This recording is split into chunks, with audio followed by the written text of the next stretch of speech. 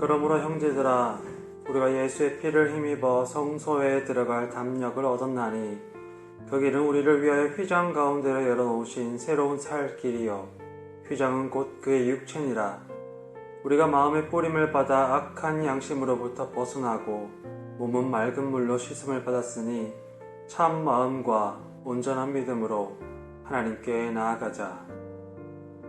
우리를 위하여 선한 길을 내시고 인도하시는 주님, 흩어진 자리에서 그리스도의 몸으로 다시금 불러주시어 함께 예배합니다. 하나님께서 그 옛날 교회에 성령을 부으셨던 것처럼 오늘 주님의 몸으로서 예배하는 우리에게 임재하시어 흩어진 우리들을 주님과 또 형제 자매들과 있는 은혜가 있도록 하소서. 우리의 겸손한 마음과 기도를 주님께 드리니 오셔서 받아주시옵소서. 예수님의 이름으로 기원합니다.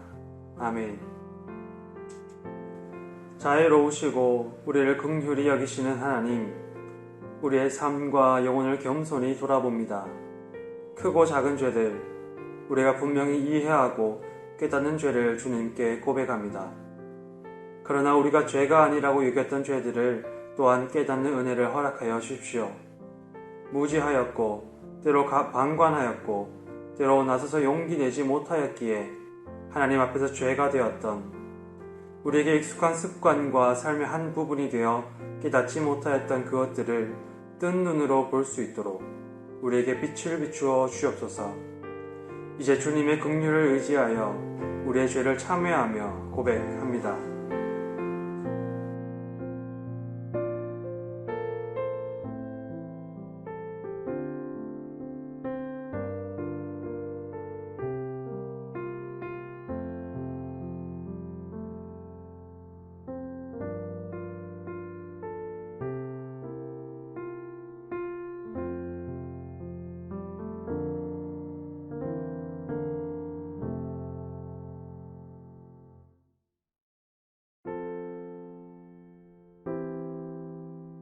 너는 마땅히 공의만을 따르라. 그리하면 내가 살겠고 내 하나님 여호와께서 내게 주신 땅을 차지하리라. 아멘. 사도신경으로 우리의 믿음을 고백합니다. 나는 전능하신 아버지 하나님, 천지의 창조주를 믿습니다. 나는 그의 유일하신 아들, 우리 주 예수 그리스도를 믿습니다. 그는 성령으로 잉태되어 동정녀 마리아에게서 나시고 본디오 빌라도에게 고난을 받아 십자가에 못 박혀 죽으시고 장사된 지 사흘 만에 죽은 자 가운데서 다시 살아나셨으며 하늘에 오르시어 전능하신 아버지 하나님 우편에 앉아 계시다가 거기로부터 살아있는 자와 죽은 자를 심판하러 오십니다. 나는 성령을 믿으며 거룩한 공교회와 성도의 교제와 죄를 용서받는 것과 몸의 부활과 영생을 믿습니다. 아멘. 오늘 우리에게 주시는 하나님의 말씀은 누가복음 9장 1절과 2절입니다. 이것은 하나님의 말씀입니다. 하나님의 말씀을 경청하십시오.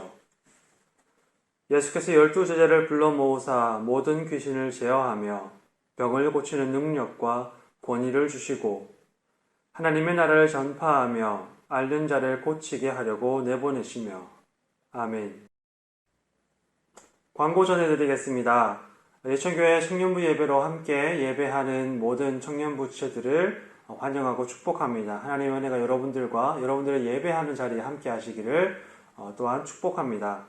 예배 후에 셀 모임이 있습니다. 지난주에 함께 교제했던 것처럼 줌이라는 앱 어플리케이션 혹은 PC 프로그램을 통해서 여러분 함께 셀 모임을 이어갑니다. 자세한 사항은 셀 리더들을 통해서 안내받으시고 흩어진 자리에서 우리 이렇게 화면으로나마 서로 얼굴 보고 교제하며 서로를 위해 기도하고 또한 격려할 수 있는 그런 시간 될 수 있기를 또한 바랍니다. 장학 사업을 진행하고 있습니다. 신청과 추천을 해주시고 우리가 다시 모일 수 있게 되었을 때 임원 리더들과 함께 상의하고 논의한 후에 시행일을 결정하고자 합니다. 여러분들 공동체를 세우고 삶을 채우는 일에 함께 협력해 주시고 또한 기도로 동참해 주시기를 부탁드립니다. 이제 함께 말씀을 나누겠습니다. 예수님께서 오늘 본문을 보시면 제자들을 불러서 이렇게 말씀하십니다. 가서 하나님의 나라를 전하며 앓는 자를 고치라. 예수님께서 제자들 그저 이제 보내시지는 않습니다. 귀신을 제어하며 병을 고치는 능력을 그들에게 이제 나누어 주시죠. 오늘을 살아가는 사람들에게 귀신이라는 존재는 아마 이렇게 영화 속에서나 등장하며 영화 속에서나 사는 존재로 이해될 것 같습니다. 그런데 이렇게 성서시대의 사람들에게 귀신은 사실상 이 두려움의 대상입니다. 귀신은 악한 것이고 또 악한 것의 뿌리가 되는 힘으로 여겨졌습니다. 귀신이라고 하면 그것은 무엇인가가 잘못된 것, 그래야 하는데 그렇지 않은 것을 나타내는 그런 대상으로 여겨졌죠. 예를 들면 건강해야 될 것들이 아픈 것이고, 풍족해야 할 것이 가난한 것이고, 열매 맺어야 할 것이 메말라 버리는 것, 어떠한 그런 힘을 가리키는 것이 귀신입니다. 사람들에게 있어서 귀신이라는 것은 마땅히 그러해야 할 것, 그리고 현실적으로 그렇지 않은 것 사이를 이어주는 어떠한 것입니다. 사람들의 풍성한 기대에 비해서 너무나 빈곤한 현실을 이어주고 그것을 설명해주는 어떠한 것인 거죠. 이 건강과 회복과 사람들이 행복한 삶을 추구하는 그러한 기대에도 불구하고 그들이 실제로 겪는 고통스러운 질병과 무너짐과 깨어짐, 그리고 소외된 삶, 그러한 것들을 사람들은 귀신의 힘 혹은 귀신의 역할, 귀신의 활동 때문이라고 이해를 했던 거죠. 사람들의 영혼을 가난하고 빈곤하게 만드는 것들이 있습니다. 아마 저마다 사람들이 그렇게 느끼는 포인트들은 조금 다를 수 있겠지만 보편적으로는 전쟁이나 기근이라든가 질병 같은 것들이 또 그러한 것에 속할 수 있겠죠.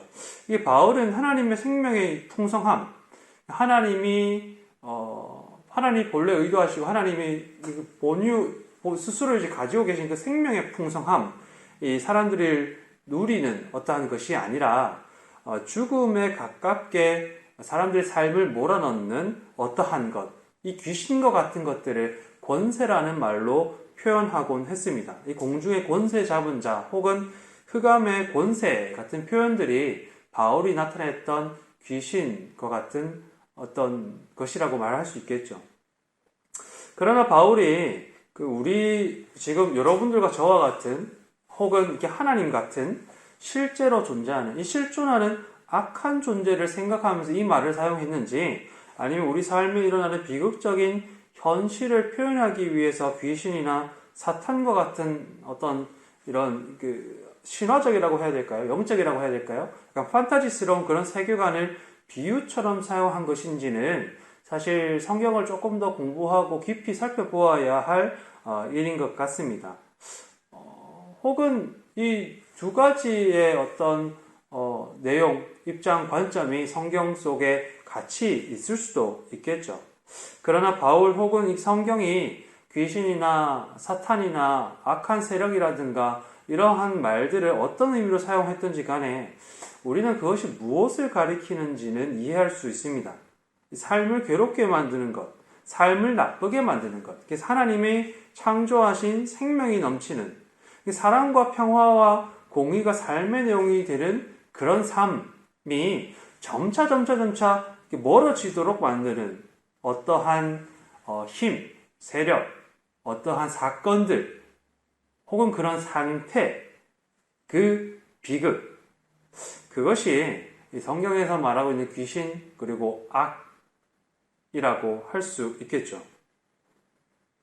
다른 복음서들과 달리 누가복음에는 독특하게 예수님이 하나님께서 부름을 받은, 예수께서 자신이 소명을 받은 장면을 이 말씀 속에서, 성경 속에서 찾는 장면이 등장합니다.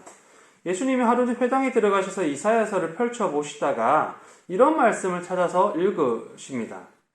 주의 성령이 내게 임하셨으니 이는 가난한 자에게 복음을 전하게 하시려고 내게 기름을 부으시고 나를 보내사 포로된 자에게 자유를, 눈먼 자에게 다시 보게 함을 전파하며 눌린 자를 자유롭게 하고 주의 은혜의 해를 전파하게 하려 하심이라 하였더라.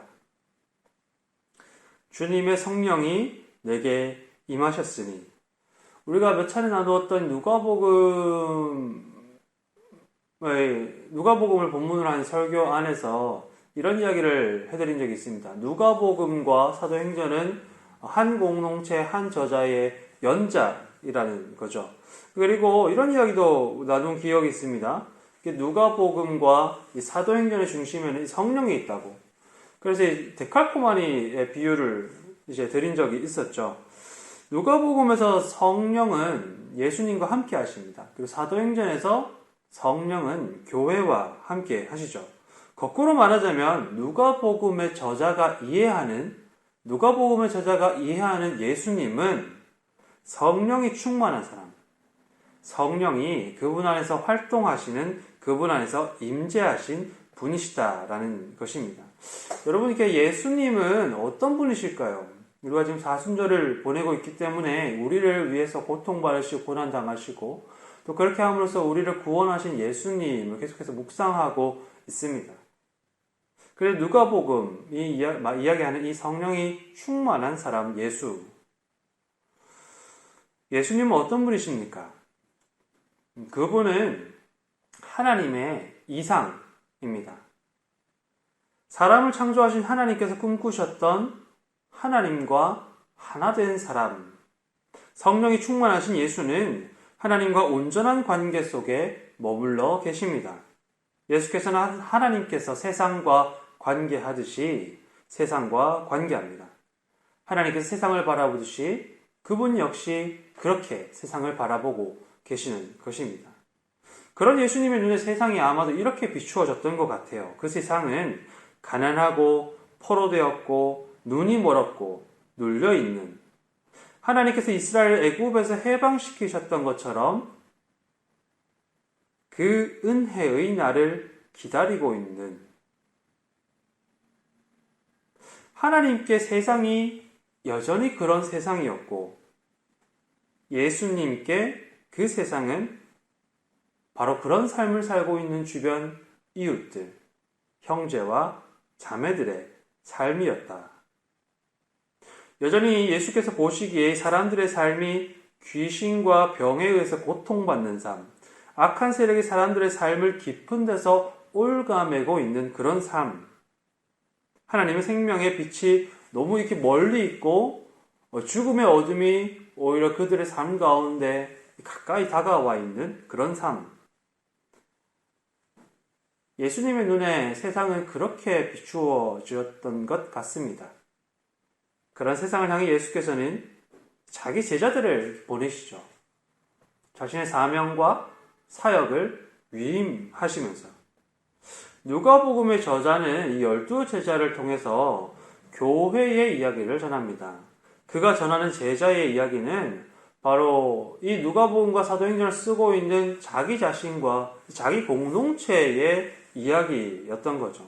그 사람은 그리고 그 공동체는 예수님의 제자들을 통해서 자기 얼굴을 보았습니다. 제자는 어떤 사람들일까요? 그들은 예수님과 관계하는 사람입니다. 예수께서 하나님과 관계하듯이 교회는 예수와 관계하는 사람들입니다. 하나님께서 세상과 관계하는 방식으로 예수가 세상과 관계하듯이 제자들은 예수의 방식으로 세상과 관계합니다.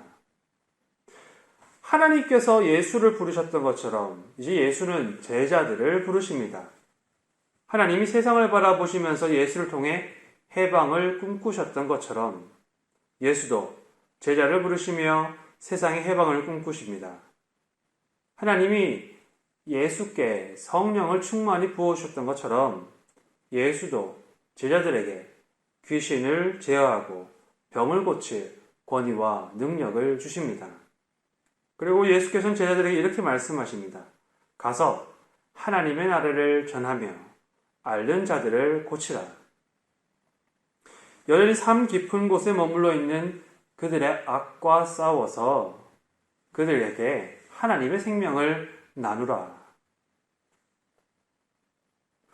요즘 계속해서 교회를 다시 생각합니다. 이 그리스도를 믿고 사는 삶에 대해서 좀 고민하게 됩니다.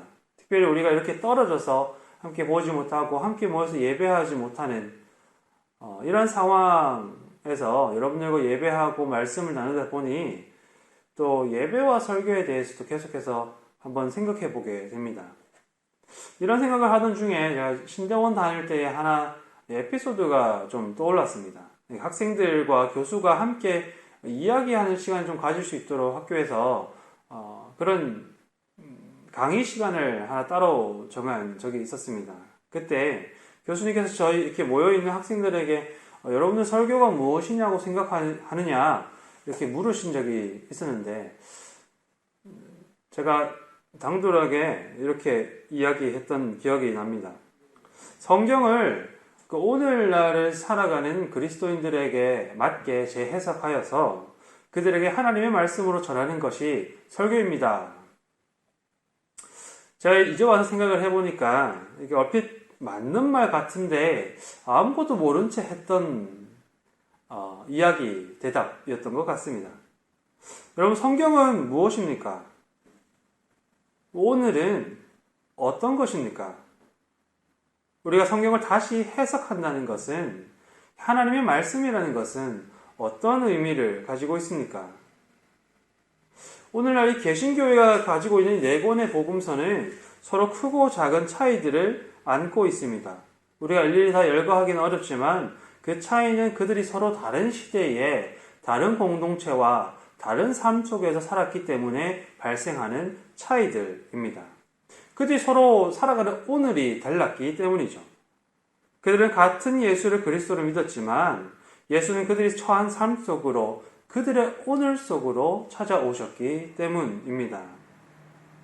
설교자로서 제가 매주 여러분들과 함께 나누는 설교는 제 개인적으로는 굉장히 어려움과 또 한편으로는 고민으로 남습니다. 왜 이 본문이어야 하는가? 왜 이 메시지여야 하는가? 이 말씀을 함께 나누는 이 공동체에게, 이 공동체의 오늘에 이것이 하나님의 말씀일 수 있을까? 물론 이런 고민들 중에 제 개인적인 신앙 고백을 통해서 말씀을 함께 나누게 됩니다. 그렇지만 매번, 매 순간마다, 매 설교마다, 매 예배마다 이런 물음들에 그렇다라고 자신있게 말하기가 어렵습니다. 많은 사람들이 지금 힘겨운 시간들을 보내고 있습니다. 저마다 흩어진 청년체들도 역시 무거운 짐을 지고서 지나가고 있을 것 같습니다. 저는 이때 가능하면 여러분들과 하나님의 은혜와 희망과 소망의 말씀들을 함께 나누었으면 하는 바람이 있습니다. 그러나 그런 와중에 또 우리를 분노하게 하고 가슴 아프게 만든 소식이 전해집니다. 힘겨운 시기를 살아가는 우리에게 소식들이라도 따뜻하고 기쁜 소식이었으면 좋겠지만 들려오는 소식은 우리의 마음을 더욱 무겁게 만듭니다. 예배당에 앉아서 하루는 기도하는데 그 기사글에서 보았던 피해자들의 얼굴들이 떠올랐습니다. 그들의 이름도 얼굴도 모르지만 그들이 박탈당한 삶을 떠올렸습니다. 회복되지 않고 씻어지지 않을 상처들이 떠오릅니다. 점점 희미해질 영혼의 불씨들이 불현듯 떠올랐습니다. 예수님을 부르셨던 하나님의 말씀을 다시 묵상해 봅니다. 그리고 제자들을, 교회를 부르시는 예수님의 말씀도 다시 묵상해 봅니다. 그리고 우리 시대에 우리 이웃들의 삶에 분명히 자리 잡은 악의 흔적들을 생각합니다. 그리스도의 교회로 부름받은 여러분, 제자들을 부르셨던 예수님의 말씀이 2000년이 지난 오늘 이곳에 몸 담은 교회에게도 여전히 울려 퍼집니다. 주님은 우리에게 삶의 자리 잡은 악과 싸워서 이길 힘을 주십니다. 그리고 그곳에서 생명의 하나님의 나라를 함께 나누도록 우리를 보내십니다. 하나님의 나라가 이 땅에 이루어지기를 소망합니다. 이 소망을 우리가 함께 품으며 하나님의 성령이 활동하시는 교회 될 수 있기를 기도합니다. 흩어진 우리 한 사람 한 사람은 저마다 미약합니다.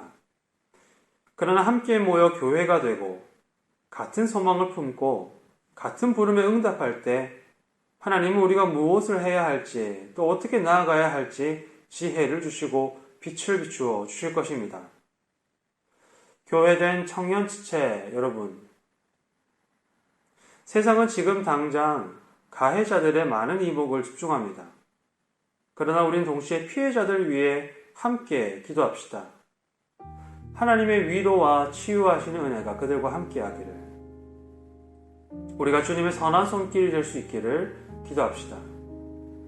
하나님께서 이 땅에 기대하시는 공의와 정의가 이루어질 수 있도록 기도합시다. 우리의 눈과 귀를 열어서 주목하고 또 기억합시다. 교회로서 우리는 악과 더불어 싸워 이기는 그런 삶 되기를, 하나님의 나라가 그렇게 부름을 받아 삶을 이어가는 여러분들의 자리에서 이루어지기를 주님의 이름으로 축원합니다. 그리스도의 몸 된 교회 여러분, 이 시간 주님의 몸이 되어 함께 기도드립시다. 최근에 일어난 사건으로 인해 고통과 아픔 당한 사람들을 위해 기도합시다. 하나님의 위로와 회복하시는 은혜가 함께하기를, 필요한 보호와 구제책이 마련될 수 있기를, 그들의 삶이 다시 일어설 수 있도록 함께 기도합시다. 하나님의 공의와 정의가 실현될 수 있도록 기도합시다. 또한 교회된 우리가 이것을 잊지 않고 기억하며 기도하고 악과 더불어 싸워나가는 교회 되도록 기도합시다. 여전히 세계적으로 퍼져나가는 코로나 바이러스가 더 이상 확산되지 않도록 치료약이 하루빨리 개발되도록, 특히 가난하고 소외된 자들을 위한 방역과 의료체계가 세워질 수 있도록 우리 함께 기도합시다.